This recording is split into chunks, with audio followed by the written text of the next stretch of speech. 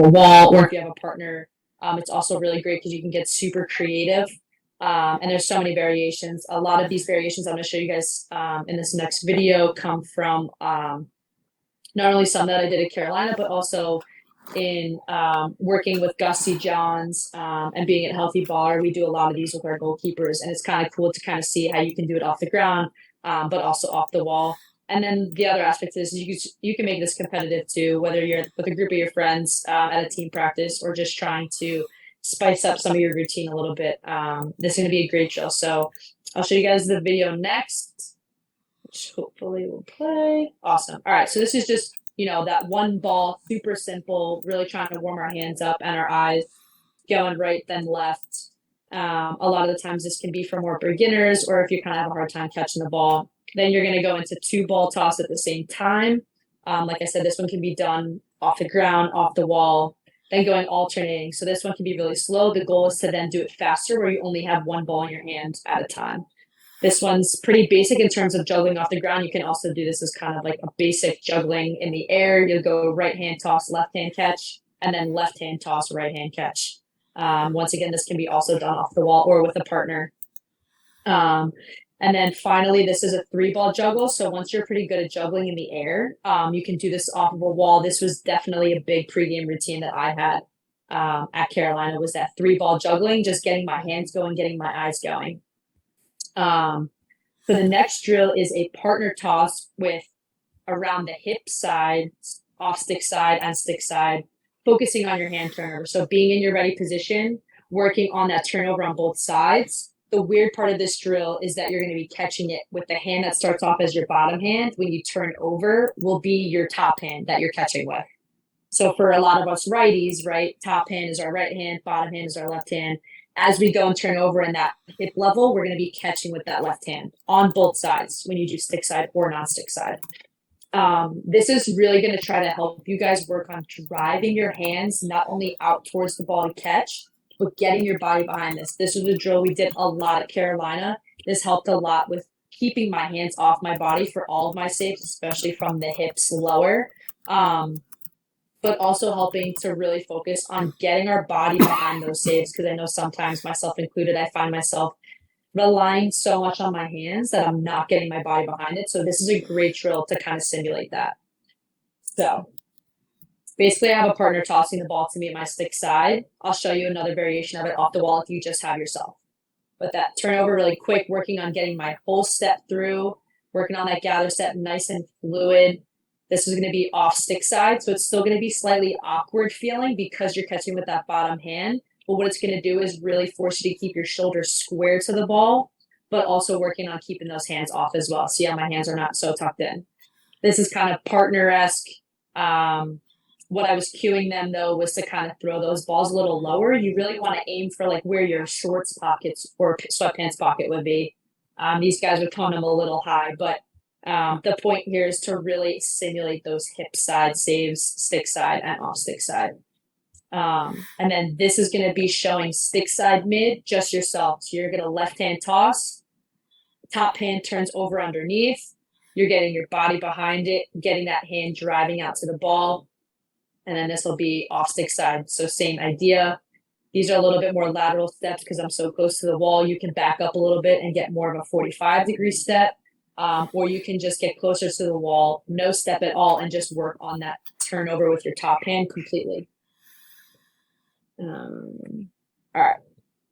This next drill was also a big one we did at Carolina. I know I keep repeating myself in terms of kind of not drill stealing from Phil Barnes, but Phil was just such an awesome coach for me.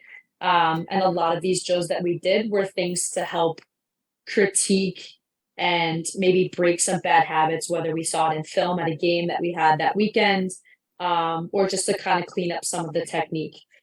So this drill simulates, you're going to be kneeling on both knees. The shooter is going to be aiming at the stick side and off stick side high. So the goal here is to focus on, the tendency is going to be, you're going to want to fall forwards, right? When you're kneeling on your knees, your weight's going to want to go forward, especially when you're driving. So the goal is to resist the urge to kind of pick your chest up and back. All right. You want to really try to make sure our hands are driving up and forwards versus coming up and back this way. So if you're standing, you find yourself kind of getting to the ball, whether you're just tipping it a little bit, but you're not necessarily getting to the ball where you should be, this drill is going to really help get those hands driving out and up versus, like I said before, up and back. Um, this drill can then progress to where you're just kneeling on one knee. It's going to give you a little bit more balance and a little bit more flexibility and rotation with your hips. But like I said, the initial spot of this drill is to really focus on those shoulders and hips staying square to the ball while also driving your hands up as well.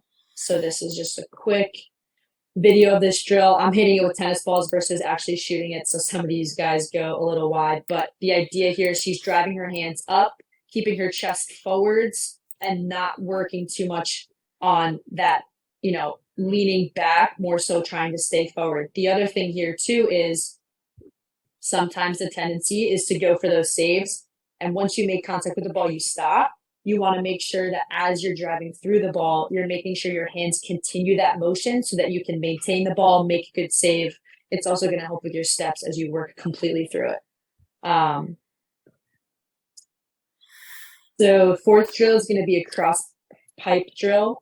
This is a huge one we did at Carolina. This is to kind of really help with your first step, your steps all the way through the ball, making sure our hands are getting there. This is a great, great drill if you have a problem with kind of stopping your feet or making contact with your save and then stopping your momentum, right? We want to make sure that every time we make a save that our body and our hands are moving completely through the ball in a nice, swift, efficient motion where we're making and covering as much space as we possibly can.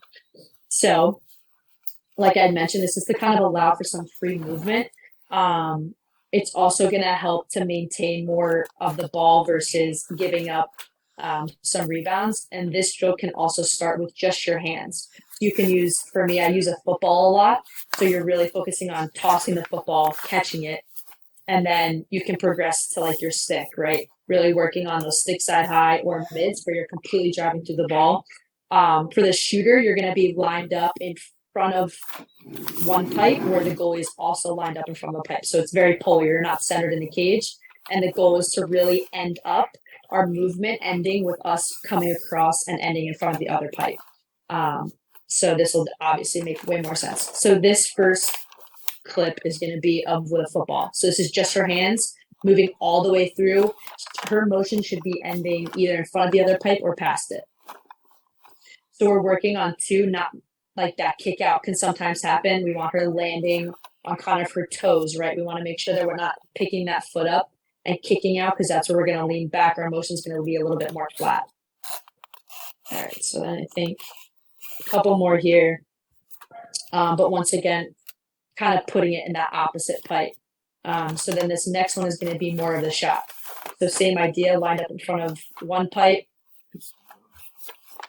Other shooter's going to be lined up directly in front of her, shooting pretty wide. We want to make sure that you're kind of reaching for these saves because we want to get in a good habit of moving our body all the way through, making sure our hands are driving. The quicker and harder our hands drive across the cage, the more likely we're going to be to have our feet follow. The other thing is these are obviously tennis balls as well, so the weight of these is pretty tough to kind of maintain, but if you can get really good with maintaining a ball and a save with a light ball like a tennis ball or maybe one of the like softer ones, you're going to be in great shape when it comes to actually maintaining and making a good save with a real ball.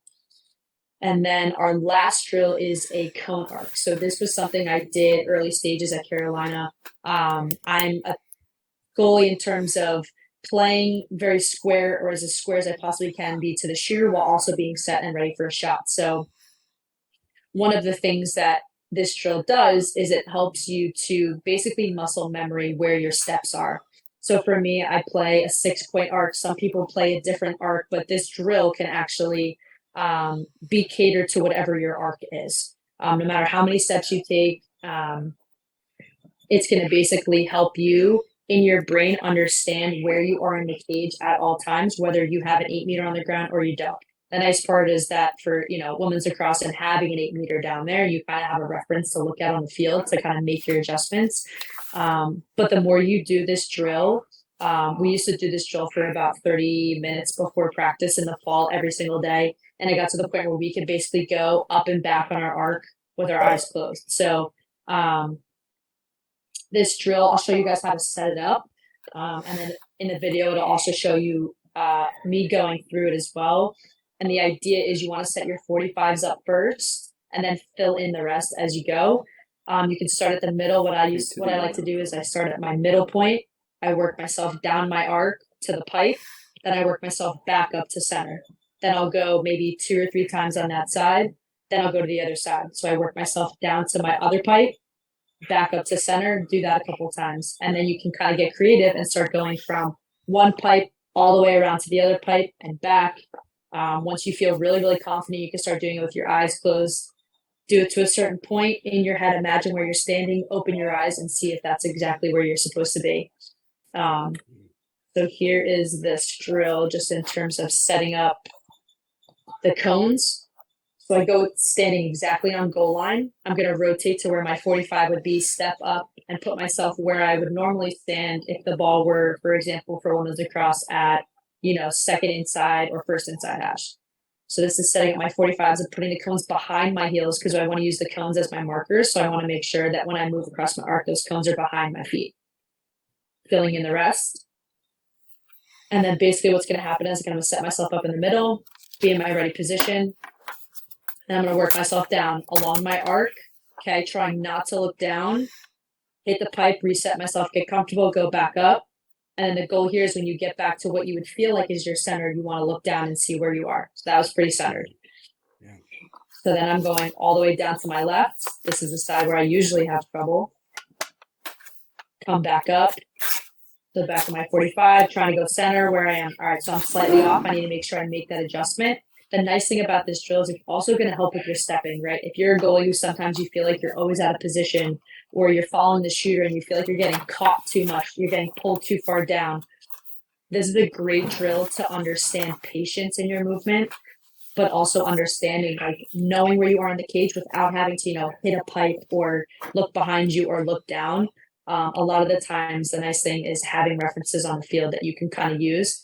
This drill is great for me because we did it so much and this was so ingrained in my brain that when we were playing in games, even knowing where the ball was and calling the ball, I could be moving on my arc and know that I was pretty centered.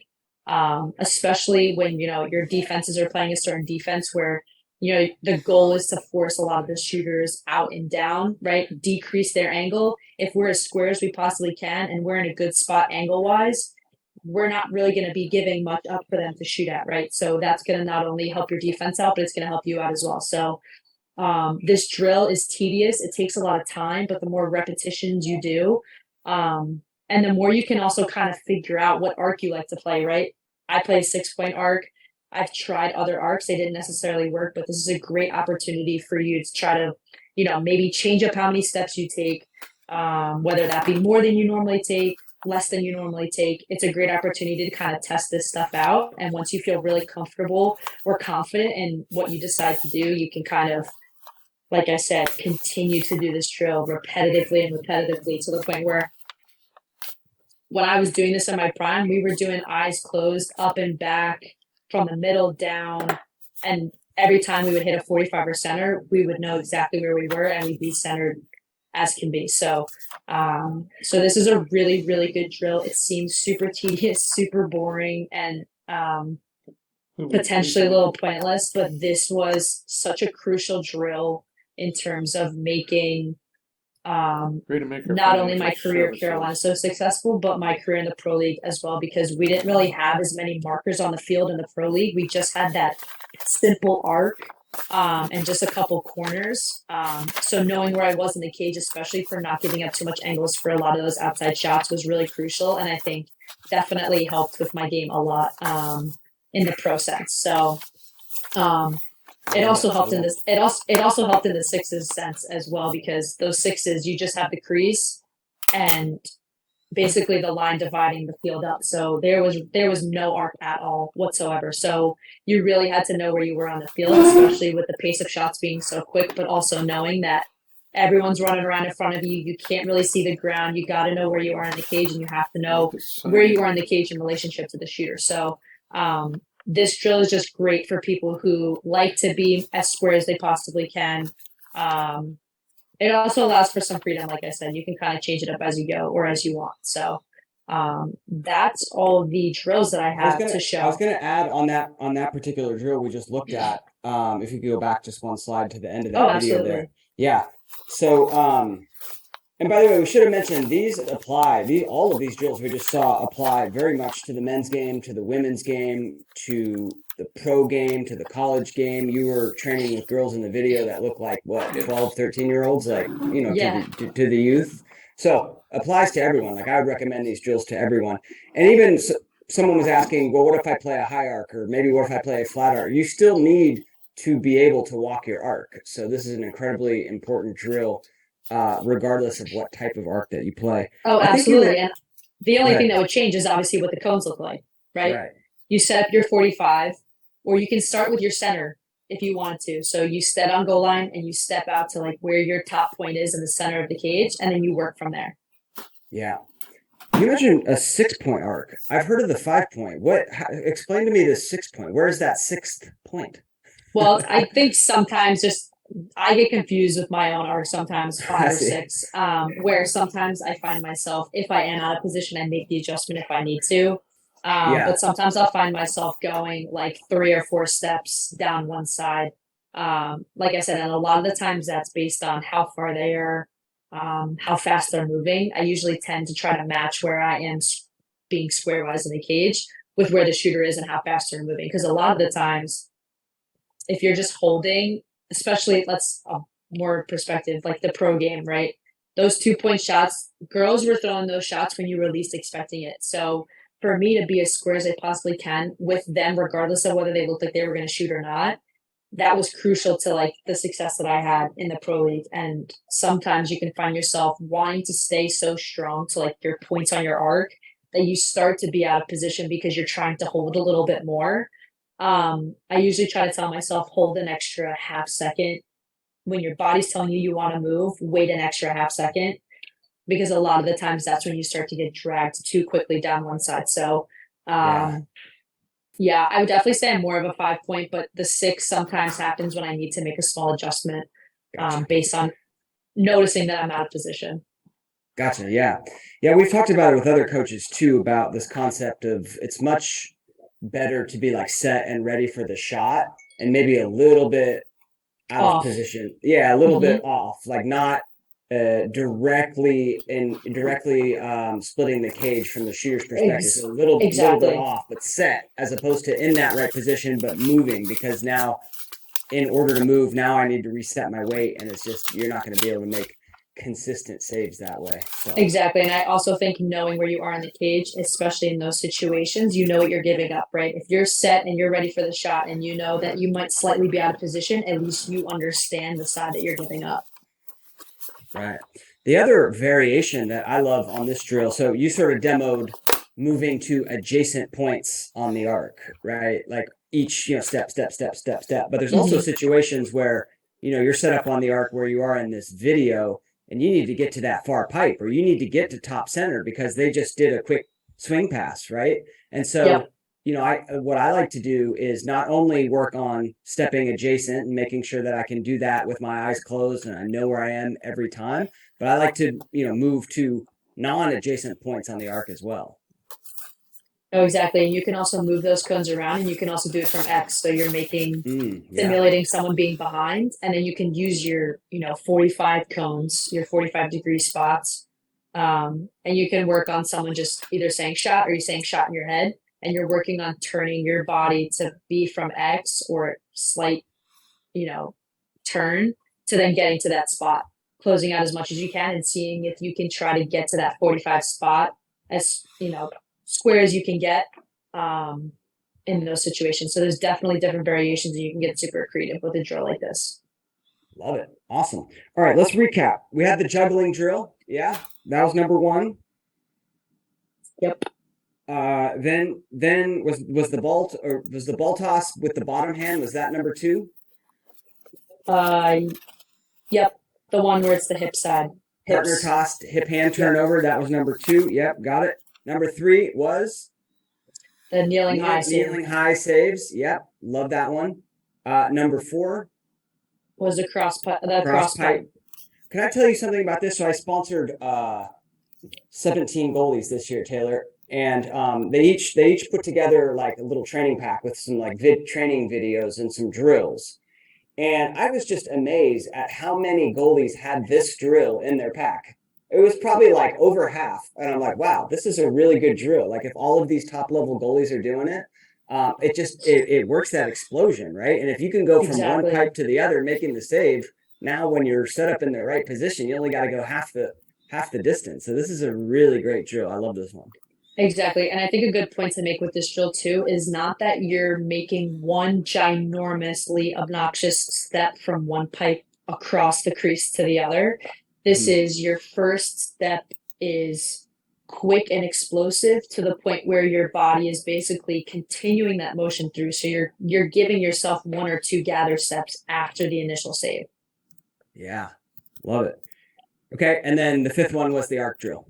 Yes. Cone arc. Yeah. Okay.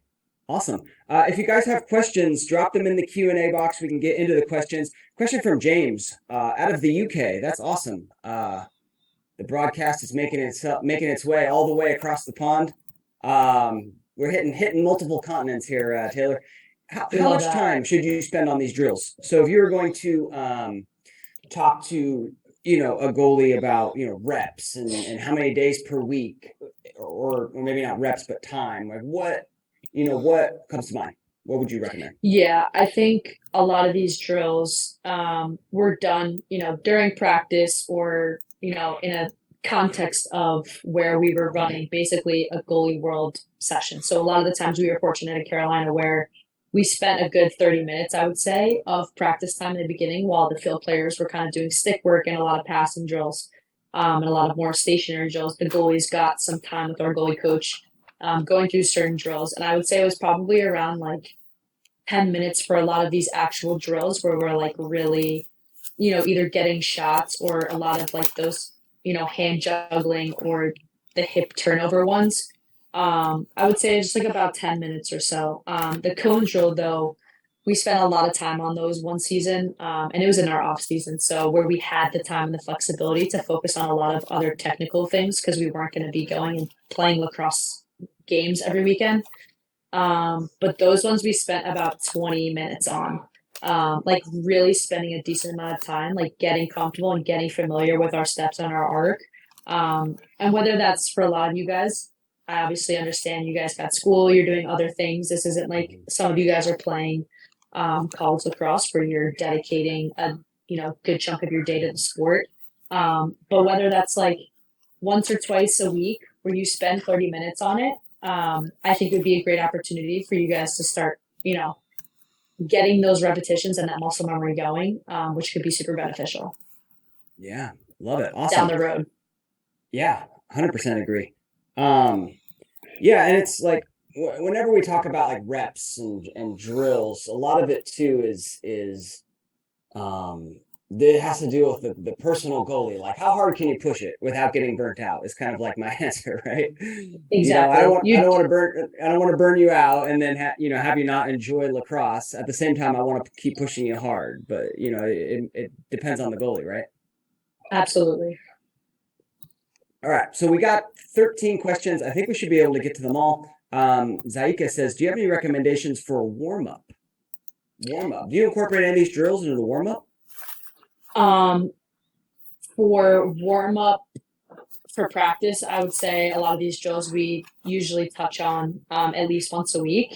Um, for games though, warm up wise, I not that I was very particular with my warm up, but I definitely had a routine that I liked to stick to.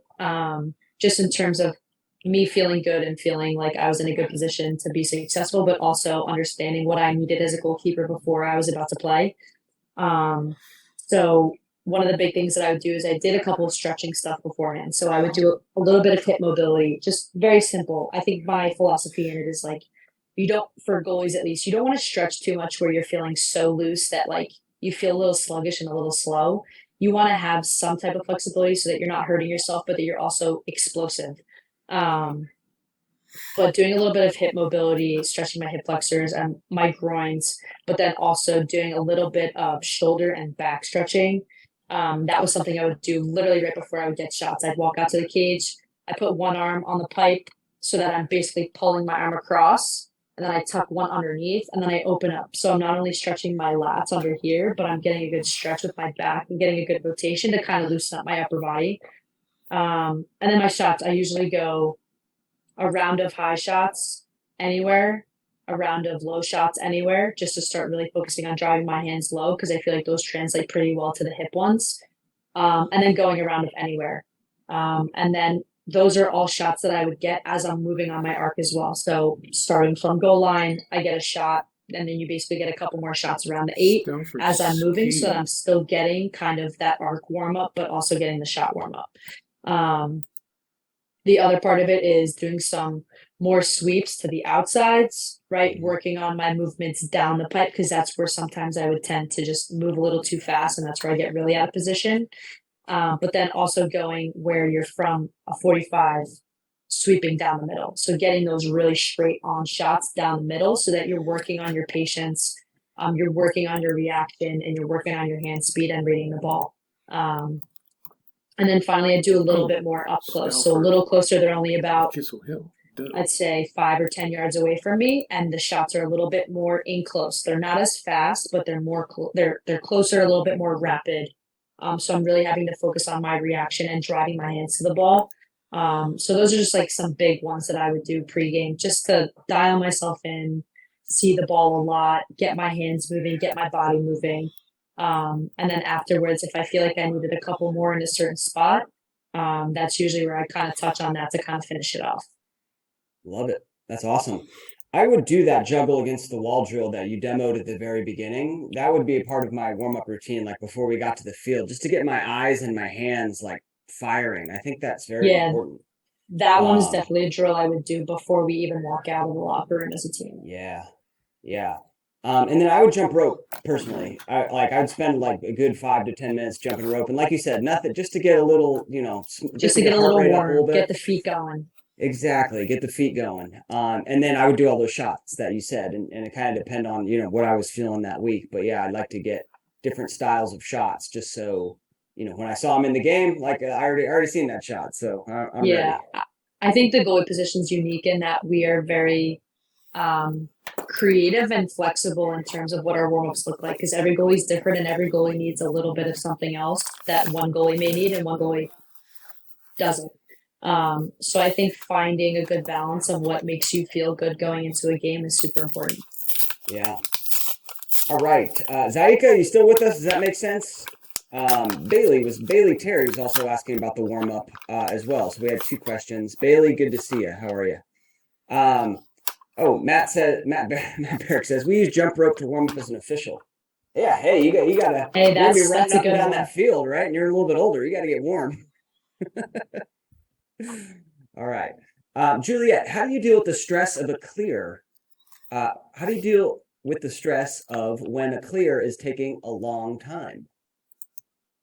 So I think sometimes clears take a second, right? Everyone's marked up. You're kind of waiting for somebody to get open, or you're waiting for, an attacker on the other team to try to maybe, whether that jump you or, try to initiate more of an aggressive ride. For me, it's about scanning the whole field and making sure that I know where everyone is. You never want to have any of your defenders come run lower than you, especially if you're someone who likes to walk it up the field a little bit. I think like shrinking the field a little bit makes it more frantic for the other team in terms of riding, because they obviously want the ball back. So that's where you're going to get more of a tendency to draw someone. And I think that that's a great strategy to have. If you feel like it's taking a little bit too long, you can run towards one of your defenders that is marked, tempt that attacker to kind of come pick you up so that it's an easier dump for you. I also think it's not necessarily a bad thing to take your time with the clears.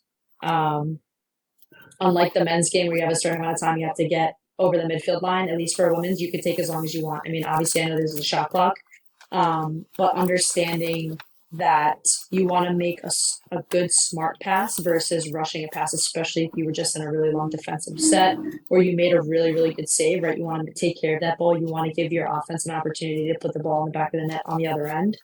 So I think being patient is not necessarily a bad thing. And at the end of the day, too, your defenders and your midfielders need to also work to get themselves open. So if they're not open, right, there's not much as us goalies can do. Hmm. So I think understanding that you can also help direct people and tell them where you want them to go in terms of cutting for a clear. I also think understanding your teammates' tendencies and what they do successfully will also help in your clearing game. Yeah. Yeah, I played in the pre-shot clock era, You and there could was take no as long time. as you want. Yeah, you take as long as you want. So what stress? What stress? Like if I was holding the ball right, and it was taking a long time, and they were locking off all of my defenders, all of our middies, and I was the open one. Like what stress? Right? I just casually walk it up. Exactly. If they didn't pick me up, I would keep going. But like Taylor said, you can always, force a 2-on-1 and sort of run in the vicinity of a teammate, and if the riding attackman or attack row picks you up, guess what? Then you just dump it over to your teammate. Exactly. So there you go, Juliet. Does that make sense? Give me a thumbs up in the chat if you can. Nolan Brown, what made you want to play lacrosse and goalie? And Ellie says, when did you start playing lacrosse? We want to hear a little bit about your origin story, Taylor. Yes, so I started playing lacrosse in fourth grade. I actually started off as a midfielder. And at the time, we didn't have someone set on our team that was a goalie, so we all had to take turns. And when it was my turn to go, I immediately fell in love with the position. I loved the adrenaline rush I got. I loved the pressure of it. And I just kind of liked the leadership aspect of it, right? Because you're kind of the person back there directing everyone. Um, so that was one of the few things that drew me to the position. It also was going to be the closest thing I got to playing football in terms of putting equipment on. So I loved that aspect of it as well. So I started off playing half games. So I'd play half of the game in goal and I play half of the game on the field. And that was a lot of fun until obviously we had someone basically being like, we need a goalie full time. And so I decided that that was going to be the time in which I wanted to play the whole game. So I started playing goalie full time in sixth grade, and then really focus on getting training outside of practices and all that kind of stuff to really start to work on my game and my skills. And that's just kind of where it took off from there. All right, and look where you are now. Yeah. Love it. Marie, how long would you try the different arcs? This is a good question. Like testing the 5-step arc or the 3-step arc, like a lower arc, because once you've done it for a while, it can feel very uncomfortable in the beginning to change the arc. I mean, that could go for anything in your goalie game, right? Like maybe the width of your stance, where you hold your hands, et cetera, et cetera. How long do you try it? Because it's going to be uncomfortable at first. How long do you try it before you go like, you know what, that's not for me. That's actually makes my game worse. Yeah, I think for the most part, we would work on it for a week or so, try it out in a game, and if we felt comfortable doing it or if it worked, we'd stick with it. If it Mhm. obviously felt uncomfortable at that point for having practiced it for so long, and actually trying a game, and you felt like you were worrying more about what your feet were doing than paying attention to what was going on in the game, then you're better off nixing it and just working on and critiquing and tweaking your arc that you're comfortable with. Versus like trying to change something, right? As we always Yeah. say, if it's not broken, don't fix it. All right. So give it a week. I mean, it can vary between goalie, right? But give it a week, couple practices, right? And if it's still like you're not doing as well, you're not seeing the ball, you're not making as many saves, you're not feeling as comfortable, um, scratch it. Go back to your old style, right? Exactly. All right. We've got 9 more minutes. Thank you for the countdown. Dan says, any thoughts on a drill to help get the trailing foot to move quicker with the lead foot on a low shot save? My daughter's doing more split saves, and sometimes it's impressive, and sometimes it's just because she's leaving her trail foot behind. So any drills, if you see a goalie leaving that trail foot in the sand, right, in the cement, any drills to get that going? Yeah, I I think we're think. Yeah, I think. Sometimes if I felt like I was dragging my back foot a little bit too much, right, slowing me down, wasn't really letting my body move all the way through the stave. One of the things that I would kind of do, especially before I play, was just a little simple, like explosive footwork drill. I don't really know how to explain this one, but I'm just imagining like these are my feet. Um, you basically do like a light little fast feet on the ground, and then all you're doing is driving up one foot to the side, basically doing a hop, like a diagonal 45-degree hop, right? You're driving your lead foot up and over. And it's also kind of a drill that helps open your hips up a little bit more too. But doing like three one direction, three to the left, three to the right, and like really working on being light on your feet here and then exploding big on that 45-degree step. Because what's going to happen is as you're doing your light feet, basically, when you explode hard to the 45-degree step, for example, that back foot's automatically going to follow.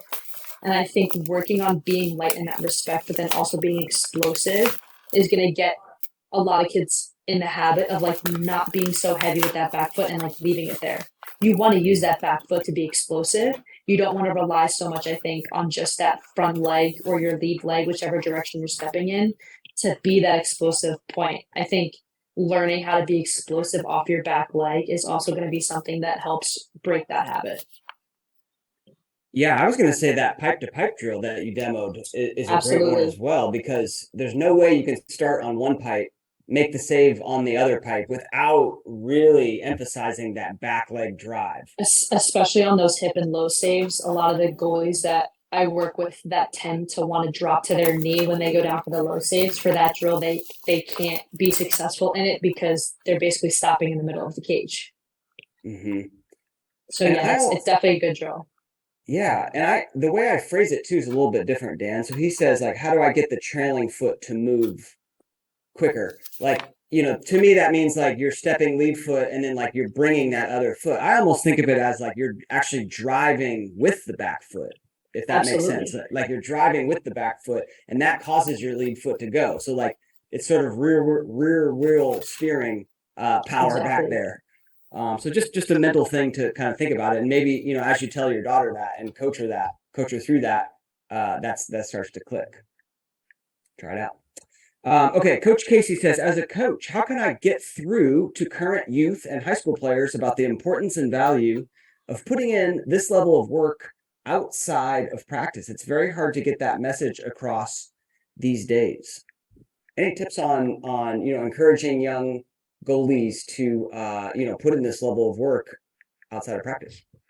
Yeah, I think it's super important because at the end of the day, like you show up to practice and you're getting shots and you're getting repetitions in that respect, but there's always the side of being a goalkeeper where you need to perfect your craft. You need to work on and consistently, improve upon, your technique.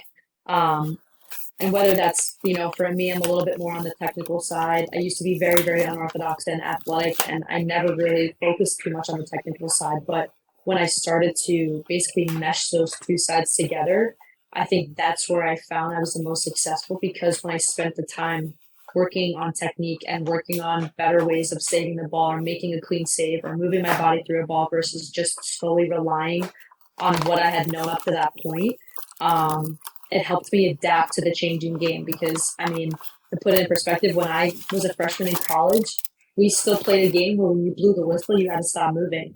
So my entire career at Carolina, the game progressed and it got faster and the rules changed and you had to adapt and adjust to those rule changes as you went as well, right? Like the simultaneous shooting space call, being set and being ready, regardless of what is going on around you, you're going to get a shot. Whistle blows at the same time. If you make the save, that's your ball. If it goes in, that's it. It goes in. It counts as a goal. So, making those mental and physical adjustments and focusing on a lot of that stuff and giving good time and attention to it outside of just your team practice is going to be crucial to improving your game, improving your style, helping you to create your own style, right? I think goalies are unique in that we all play so differently. We all get this opportunity to create our own style.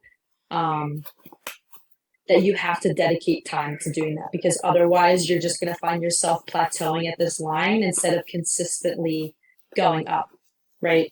Every, college, US, professional, I've had to make an adjustment and that entails spending time on those adjustments to prepare myself for the game that I'm playing. So it's extremely important. Yeah. It's an interesting question. It's an interesting question. I mean, there's a lot of ways to get through to them.